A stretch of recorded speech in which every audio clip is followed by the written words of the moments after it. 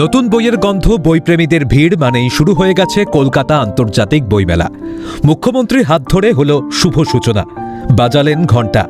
এসআইআরের আবহে হচ্ছে বইমেলা। উদ্বোধনী অনুষ্ঠানে এসেও মুখ্যমন্ত্রী সরব হলেন। ইতিমধ্যে লিখে ফেলেছেন বই, একটা দুটো নয়, ২৬টা কবিতা। সব বই প্রকাশিত হয়েছে মুখ্যমন্ত্রীর। নিজের মুখেই জানিয়েছেন সে কথা।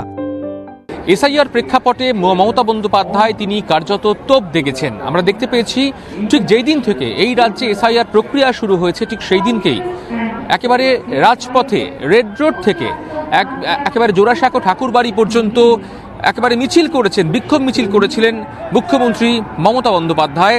তার পাশে ছিলেন অবশ্যই অভিষেক বন্দ্যোপাধ্যায় নিজে। তিনি এবার ৪৯তম আন্তর্জাতিক কলকাতা বইমেলাতে একটি বই লিখলেন, ২৬টি কবিতা। এসআইআর প্রেক্ষাপটে ২৬টি কবিতা নিয়ে একটি বই লিখলেন। আমি দু লাইন পড়ে শোনাই। কাঁপছে আতঙ্ক, কাঁপছে দেশ, তবে কি মানুষ দেখবে ধ্বংসাবশেষ? আর কত প্রাণ, আর কত জীবন চলে যাবে অকালে? কে দায়ী? কিসের পাপাচার, কিসের দুরাচার?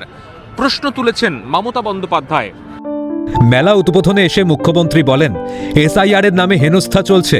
যেহেতু এটা ২০২৬ সাল, তাই আমি ২৬টা কবিতা ২-৩ দিনের মধ্যে লিখে দিয়েছি। ওটাও এসআইআর হিসাবে বেরোবে।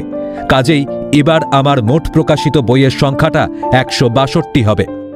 যেহেতু এটা সাল ২৬টা কবিতা আমি হেলিতে যেতে যেতে দুদিনে লিখে দিয়েছি, ২-৩ দিনের মধ্যে।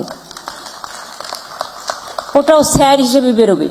এবার সংখ্যাটা ১৬২ হবে।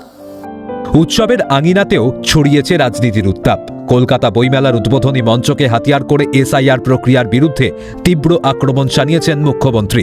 সব মিলিয়ে বইমেলায় নিজের লেখা বেশ কয়েকটা বই প্রকাশিত হচ্ছে মমতা বন্দ্যোপাধ্যায়ের।